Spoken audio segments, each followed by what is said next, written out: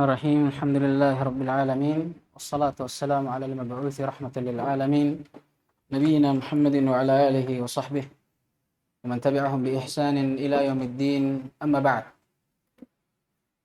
طيب, alhamdulillah, kita masih lanjut dalam pelajaran kita dalam mempelajari satu cabang dari cabang ilmu syar'i, terkhususnya dia termasuk dari cabang ilmu alat, yakni ilmu usulul fiqh, di dalam membaca kitab al-usul min ilmi al-usul. Taib, kemarin kita sudah mengambil pembagian kalam dari sisi penggunaannya. Dari sisi penggunaannya. Tapi sebelum itu kita mengambil jenis yang kedua atau pembagian yang kedua dari pembagian kalam dari sifatnya. Apakah dia benar ataukah dia salah. Begitu pula orang yang membawakannya, apakah bisa kita sifati dengan kejujuran ataukah kita dustakan. Dan kemarin kita sudah mengambil tentang al-insya. Apa itu al-insya, antum?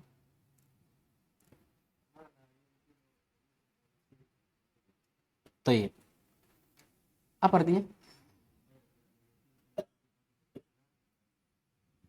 Taib.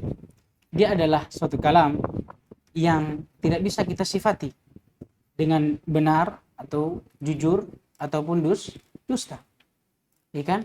Kenapa? Atau apa contohnya?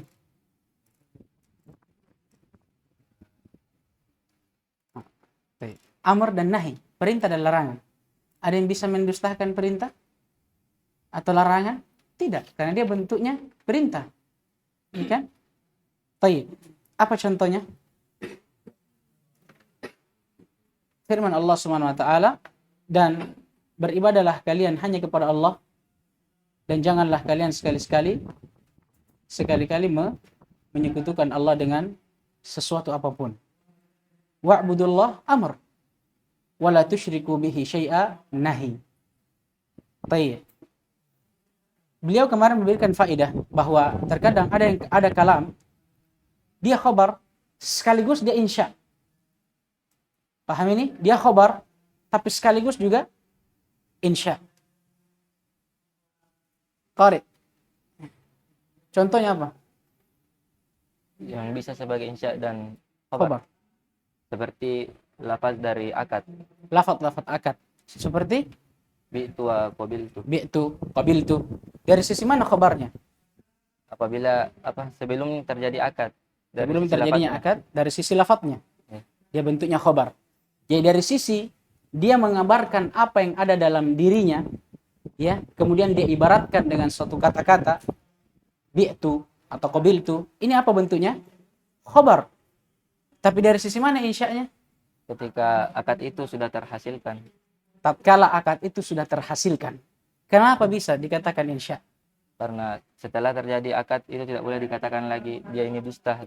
Karena kalau sudah terjadi akad, tidak bisa lagi kita sifati dengan apa? Dusta atau jujur. Paham ini? Baik. Kemudian juga beliau membawakan contoh. Ada kalam, bentuknya khabar, tapi maknanya insya. Ada pula sebaliknya. Bentuknya insya, maknanya khabar. Apa contohnya?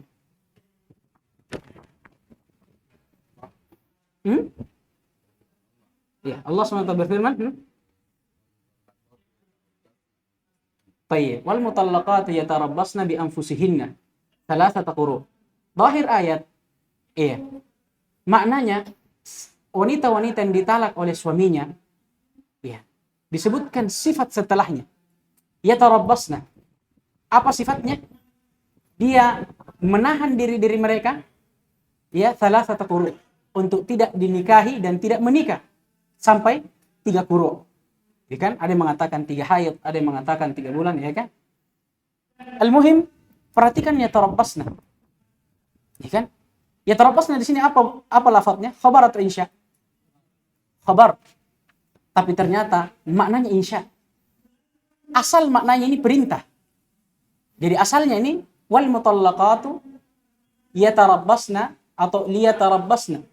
Hendaknya mereka menahan diri-diri mereka. Ini asalnya. Tapi dibawakan dalam bentuk khabar karena ada faedah. Apa faedahnya? Litaukid, ya kan?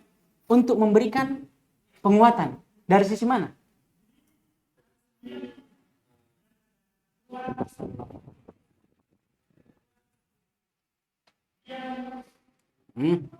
Baik. Pas. Agak beratnya. Dari sisi, iya, bentuknya kalau dia berupa sifat, berarti dia hal yang terjadi. Ya, dia hal yang sudah terjadi dan seakan-akan ya, perintah ini adalah sifat bagi mutallaqat yang wajib ada pada dirinya. Nah, supaya dia dia diarahkan menjadi bentuk seperti itu, dirubah sigohnya, dirubah bentuknya. Ya kan? Yang tadinya mungkin perintah tapi dirubah menjadi seakan-akan menjadi sifatnya yang memang wajib ada pada dia. Paham ini? Nah, itu bentuknya. Kemudian bentuk yang kedua, fadhal.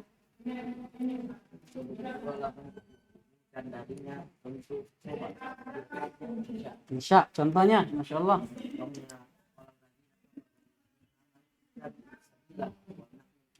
Baik, perhatikan. Perintah atau ajakan orang-orang kafir kepada orang-orang yang beriman. Kata mereka, tabi' sabilana. Ikutlah kepada kami. Ya kan? Wal nahmil khotoyakum.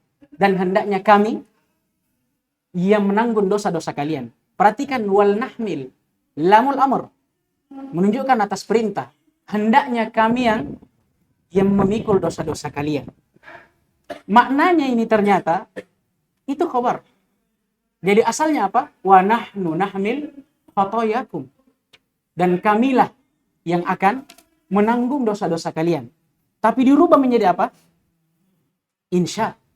Khabar. Kenapa? Ini memberikan faedah seakan-akan dia ilzam dirinya. Dia mengharuskan dirinya. Untuk apa? Menanggung dosa-dosa mereka.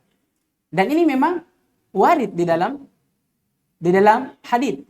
Ini kan seperti yang kita sebutkan kemarin. Barang siapa yang menuntun seseorang kepada kesesatan, maka baginya apa? Dosa orang yang melakukannya, yang dia ajak tadi, tanpa mengurangi dosanya sedikit pun.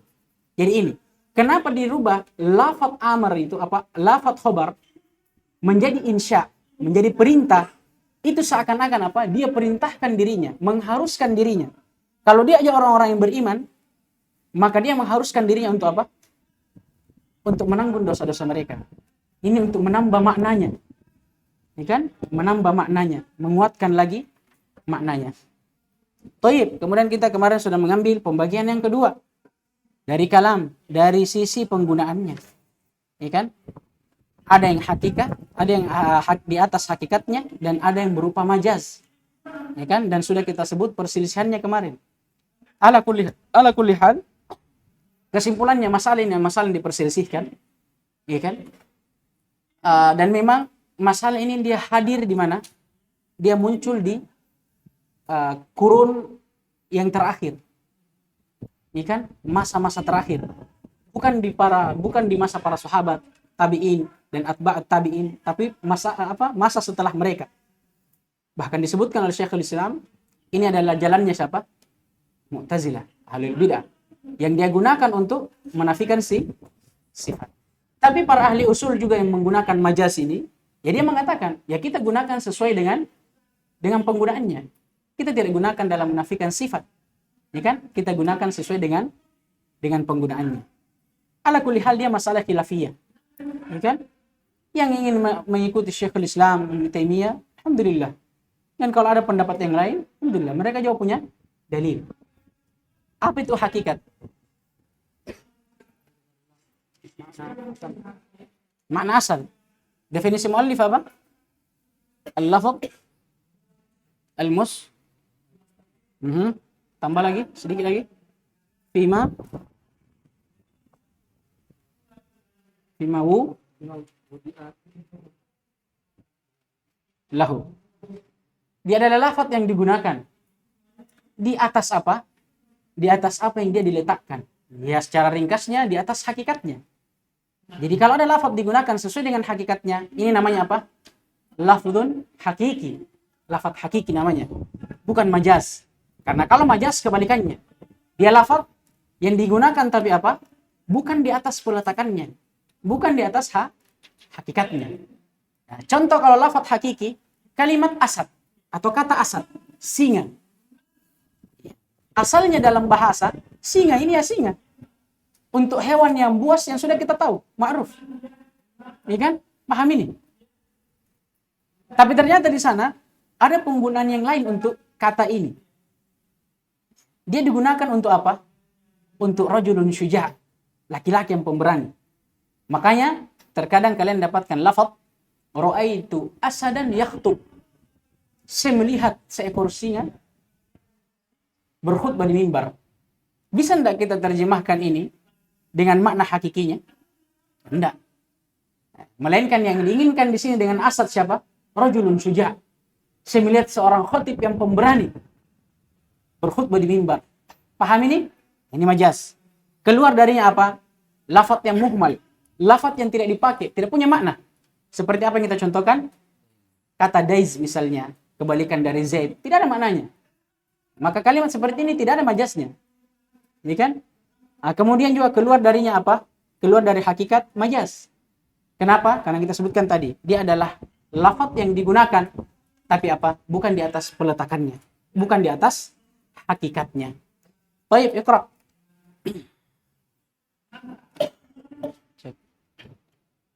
Bismillahirrahmanirrahim. Alhamdulillahi hamdan katsiran thayyiban mubarakan fih. Kama yuhibbu rabbuna wa yarda. Asyhadu an la ilaha illallah, asyhadu anna Muhammadan abduhu wa rasuluh. Qala Syekh al-Allamah Muhammad bin Shalih al-Utsaimin rahimahullahu taala. Wa tanqasimul haqiqatu ila salasati aqsamin. Lughawiyatun wa syar'iyyatun wa urfiyatun. Fal lughawiyatu hiya al-lafzul musta'malu fima wudi'a lahu bil lughati. Fa kharaja bi qaulina fil lughati al-haqiqatu asy-syar'iyyatu wal urfiyyatu. Mislu dzalika as-salati. Fa inna haqiqataha al-lughawiyyatu ad-du'a'u fatahmilu 'alaihi fi kalami ahli al-lughati. Wal haqiqatu asy-syar'iyyatu hiya al-lafzu musta'malu fima wudi'a lahu fi asy-syar'i. فخرج بقولنا في الشرع الحقيقة اللغوية والعرفية مثل ذلك الصلاة فإن حقيقتها شرعية الأقوال والأفعال والمعلومة. الأقوال ini apa ini? Al-aqwalu khabar inna. فإن حقيقتها الشرعية الأقوال والأفعال المعلومة مفتتحة بتكبير مختتمة المختتمة بالتسليم. فتحمل في الكلام فتهمل في كلام أهل الشرع على ذلك. والحقيقة العرفية هي اللفظ مستعمل فيما وضع له في العرف. فخرج بقولنا في العرف الحقيقة اللغوية والشرعية. طيب. Atau lanjut, afwan. Lanjut. مثل ذلك دابة فإن حقيقتها عرفية ذات أربع من الحيوان فتهمل عليه في كلام أهل العرف. طيب يكفي جزاكم الله خير الله يبارك فيكم. طيب. Kemudian kata beliau tanqasimul haqiqatu ila thalathati aqsam. Ternyata kalam yang hakiki itu terbagi menjadi 3. Hakikat dalam suatu ucapan itu, suatu lafaz, suatu kalam itu ada 3. Lughawiyah, yang pertama ada hakikat secara bahasa yang ditetapkan oleh apa? Para ulama bahasa. Ada syar'iyah, ada hakikat syar'iyah. Ya kan? Secara syar'i yang ditetapkan dalam dalam dalil-dalil syar'i Al-Quran dan Sunnah. Dan ada hakikat yang urfiyah, sesuai dengan uruf, adat, kebiasaan di suatu tempat. Paham ini? Tayyib. Fal-lughawiyah, adapun hakikat secara bahasa atau hakikat suatu kalam secara bahasa, hiya lafdzul musta'mal fima wudi'a lahu fil lughah. Kapan dikatakan suatu lafaz itu atau kalam itu dia adalah hakikat secara bahasa? Ya. Kalau lafaz tersebut ya digunakan pada apa? Pada hakikatnya di dalam bahasa. Pada hakikatnya secara bahasa. Dan ini adalah asal di dalam hakikat pada suatu kalam. Ya kan? Jadi kapan kita dapat suatu kalam, suatu lafaz? Yang kita harus cari apa? Makna hakikinya secara bahasa. Dan ini asalnya. Tidak boleh kita berpindah darinya kecuali ada dalil yang menunjukkannya. Paham ini? Tayyib. Imma nanti bentuknya dalil dari syar'i atau bentuknya dalil urfi yang bisa apa? Memalingkan makna asalnya yang lugawi kepada makna yang lain. Paham ini? Ya seperti yang akan dicontohkan, kalimat salat itu atau kata salat, as-shalah, itu secara bahasa maknanya apa? Ad-du'a. Ini kan maknanya ad-du'a, dan ini asalnya. Ini kan? Nah, tapi ternyata ada dalil yang menjelaskan bahwa ya, makna salat itu terkadang dipalingkan ke makna yang lainnya. Apa itu? Ya salat yang ma'ruf. Ya, yang dimulai dengan takbir, ditutup dengan salam. Salat yang ma'ruf. Ya kan? Seperti firman Allah Subhanahu wa taala, "Wa aqimu as-shalah." Dan dirikanlah salat. Salat apa yang dimaksud ini? Apakah hanya berdoa? Tidak. Tapi salat yang dimaksud adalah salat yang ma'ruf, ibadah yang kita lakukan 5 kali sehari. Ini kan? Sama seperti sabda Nabi SAW juga, "La yaqbalullahu salata ahadikum idza ahdatsa hatta yatawadda." Allah tidak akan menerima salat salah seorang di antara kalian kalau dia berhadas sampai dia berwudu. Salat apa yang dimaksud ini? Apakah berdoa? Ya kan? Apakah berdoa atau salat yang ma'ruf? Salat yang ma'ruf. Ya kan? Paham ini? Jadi hakikat lughawiyah adalah asal di dalam suatu kalam. Ini asalnya. Tidak boleh dipalingkan dari maknanya kecuali ada dalil yang menunjukkannya. Thayyib. Dan diberikan faedah oleh para ulama juga. Terkadang salat itu bermakna apa? Di dalam syariat ya, di dalam syariat. Itu bermakna yang lain. Ini kan? Seperti firman Allah Subhanahu wa taala, "Khudh min amwalihim shadaqatan tutahhiruhum biha wa tuzakkihim wa sholli alaihim." Kata Allah Subhanahu wa taala, dan ambillah dari harta-harta mereka sedekah. Ini kan yang mensucikan mereka dan juga membersihkan mereka dan harta-harta mereka. Kemudian Allah perintahkan setelah itu apa? Washolli alaihim. Dan sholatlah untuk mereka. Apa yang diinginkan dengan sholat ini? Doa. Doakan. Nah, ini ayat tentang disyariatkannya mendoakan orang yang membayar zakat, ya, memberikan sedekah. Ini maksudnya.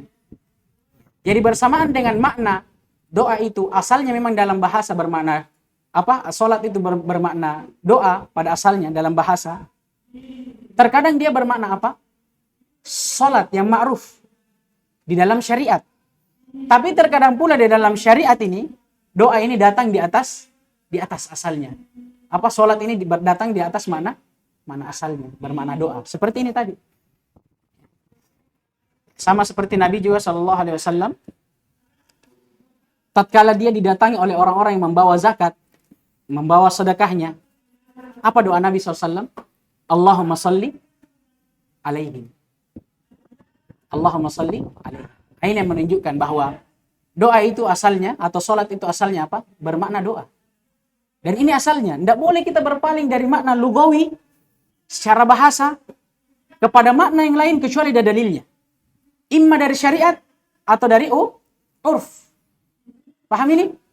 Tayyib. Kemudian kata beliau, fakharaja biqaulina fil lughah, keluar dari ucapan kami hakikat secara bahasa, al haqiqatu syar'iyyah wal urfiyah, hakikat secara syar'i dan secara urf, kebiasaan.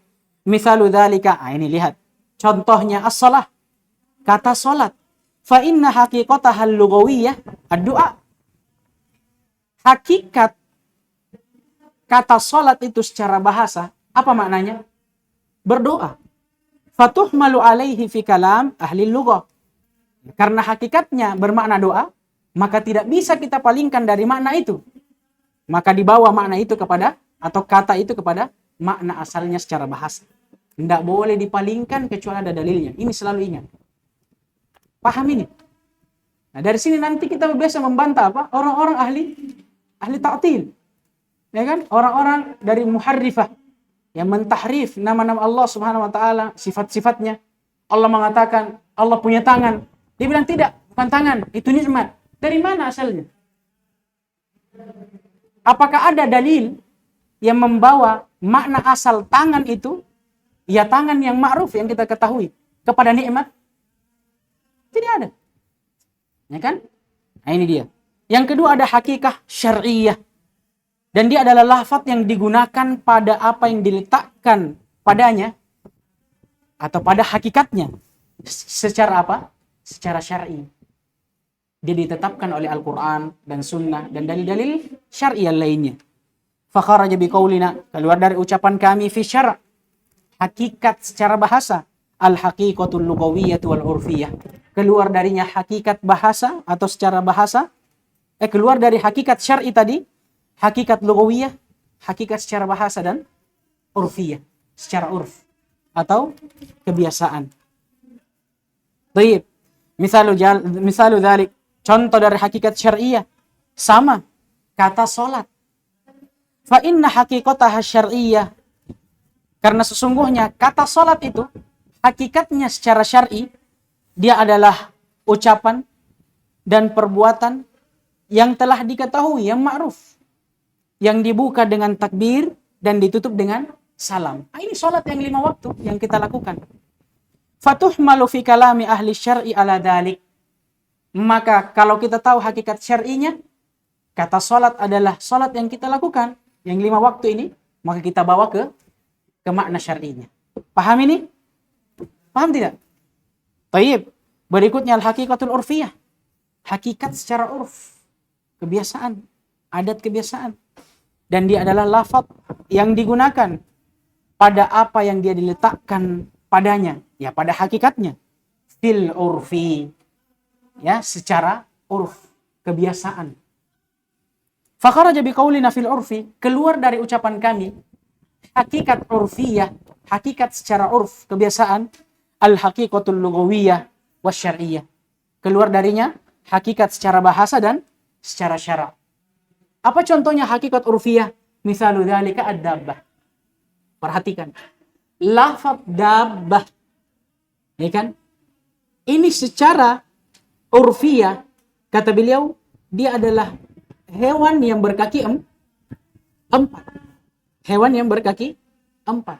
Nah, kalau kita lihat ini, ad-dabbah secara bahasa, kullu man yadibbu fil ard. Setiap apa yang berjalan di muka bumi ini.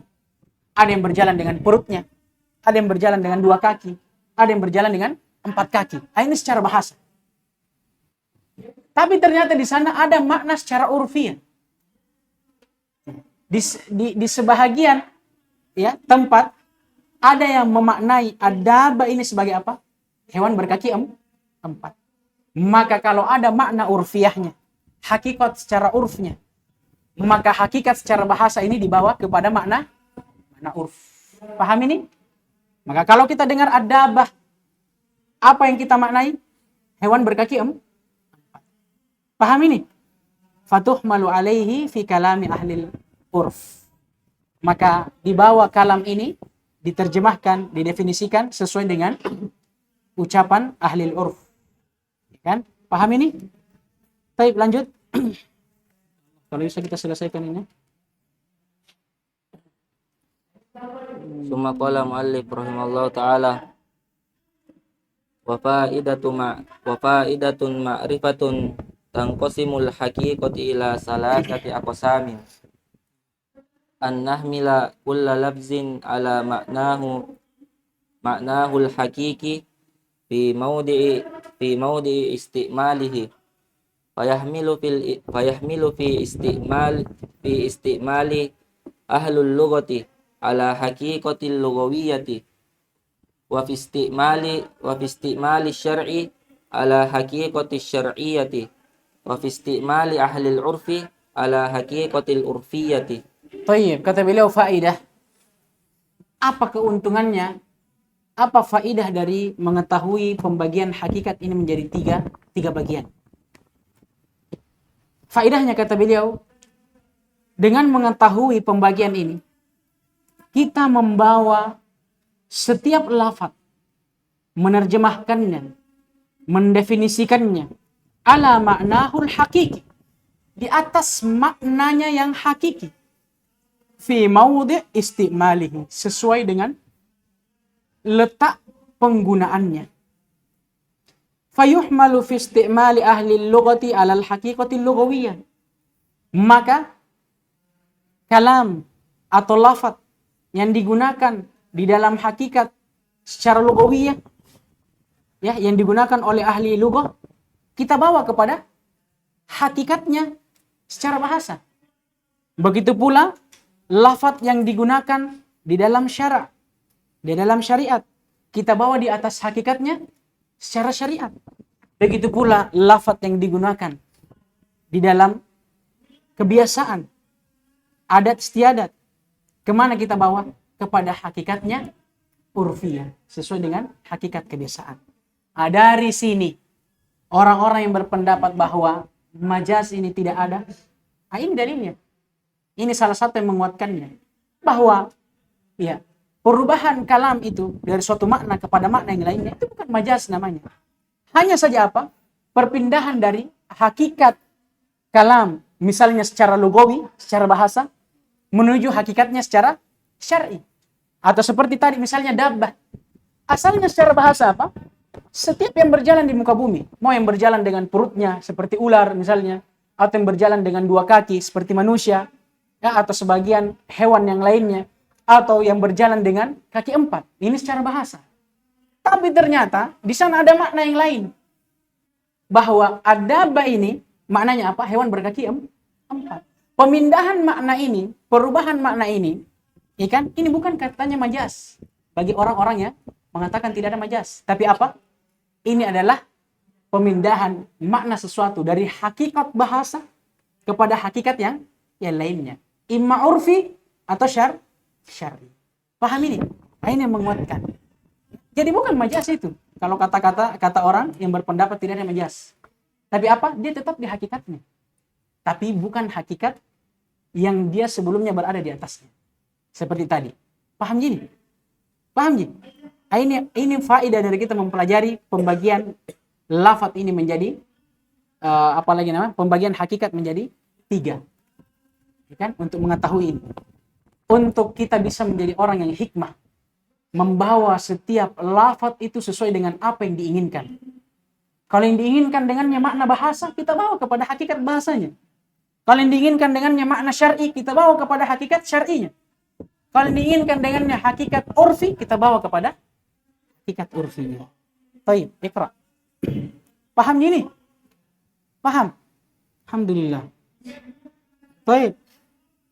Summa qala muallif rahimallahu ta'ala wal majazu huwa al-lafzu musta'malu fi ghairi ma wudi'a lahu mislu asadun lirrajuli syuja'i fa kharaja bi qawlina musta'malu al-muhmalu fala yusamma haqiqatan wala majazan wa kharaja bi qawlina fi ghairi ma wudi'a lahu al-haqiqatu. Baik, yakfi. Yang kedua ada pembahasan tentang majaz, lawan dari hakikat.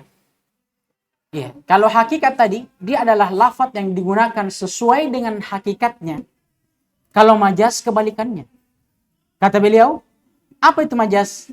Huwal lafdzul musta'malu fi ghairi ma wudi'a lahu. Dia adalah lafaz yang digunakan ya pada selain peletakannya. Paham ini? Contohnya seperti apa? Misal asad. Sama. Kita ambil contoh kata asad. Kalau secara hakikatnya tadi asad digunakan untuk apa? Hayawanul muftaris. Hewan buas. Itu kalau hakikatnya. Tapi kalau majas ternyata beda. Kata beliau, mithlu asadin lirrajuli syuja'. Kalau majasnya apa? Kata asad digunakan untuk rajulun syuja'. Lelaki yang pemberani. Seperti yang kita contohkan tadi. Iya kan? Ra'aitu asadan yahmilus saifa. Misalnya. Saya melihat ada asad yang membawa sebuah pedang. Sekarang ini asad yang diinginkan. Apakah makna hakikatnya hewan buas atau makna majaznya laki-laki pemberani? Majaz. Paham ini? Tayyib.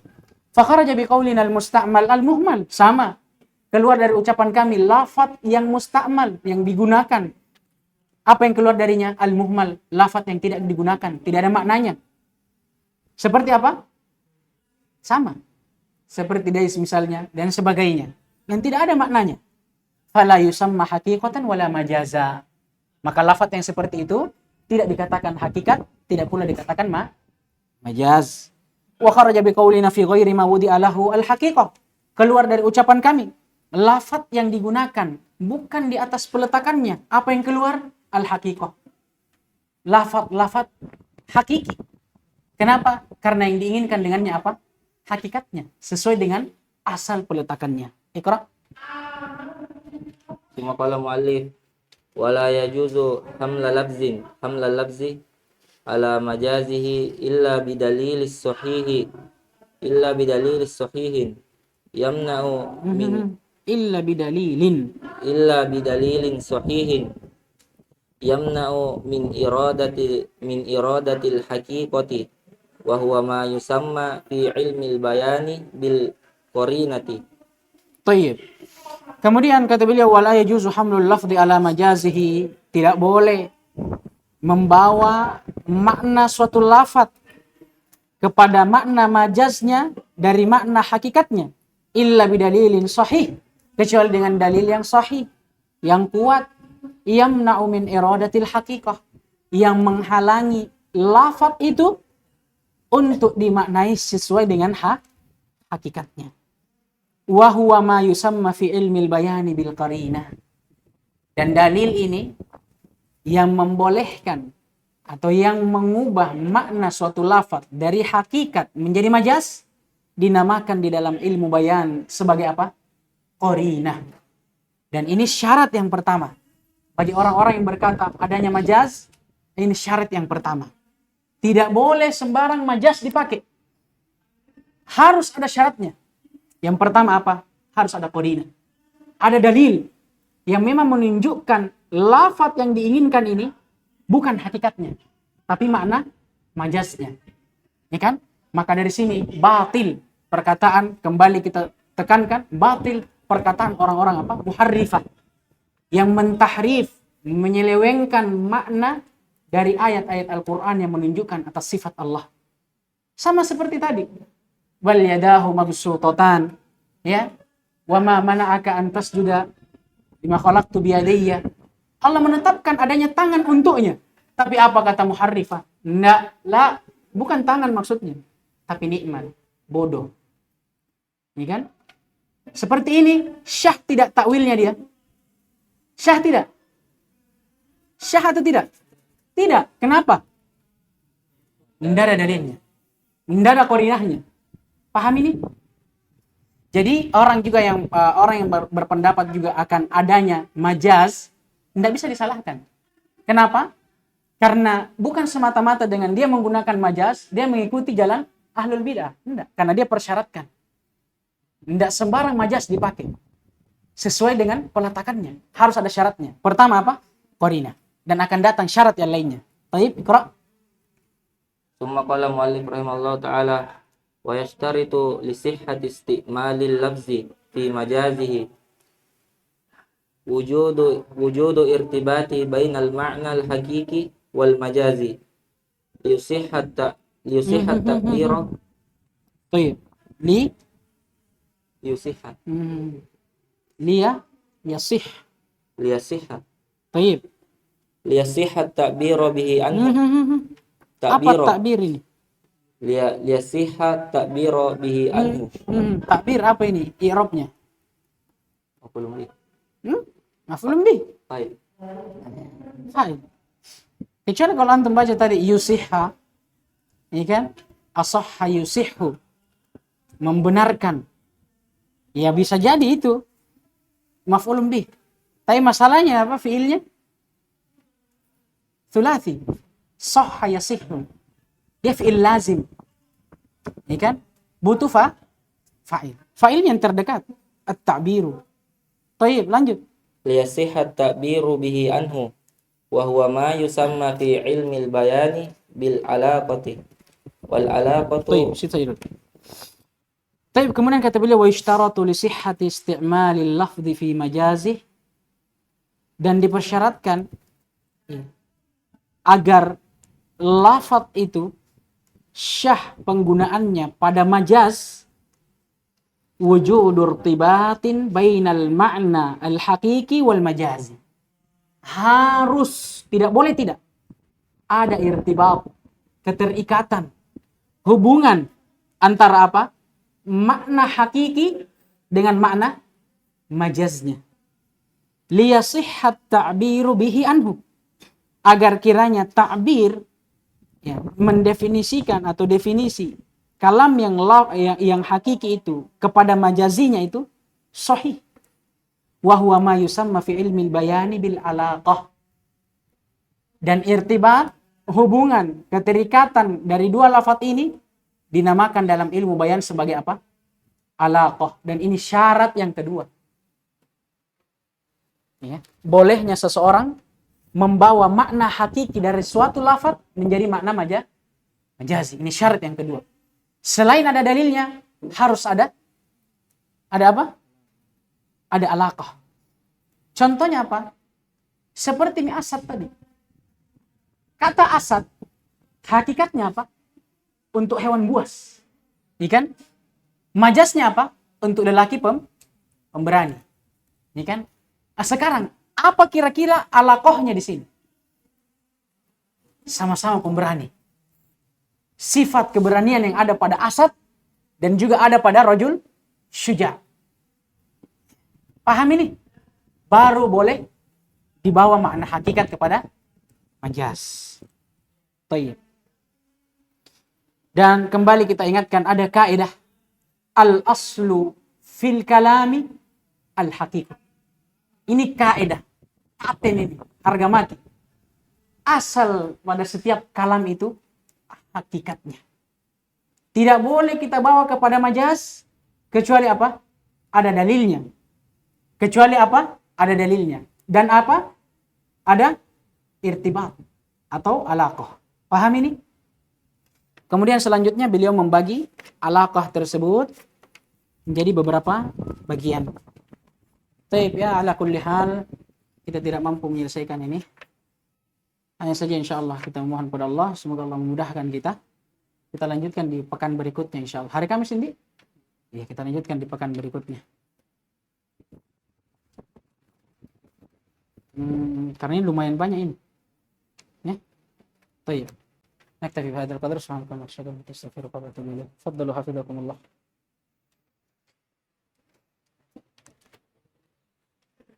Ada yang mau ditanyakan?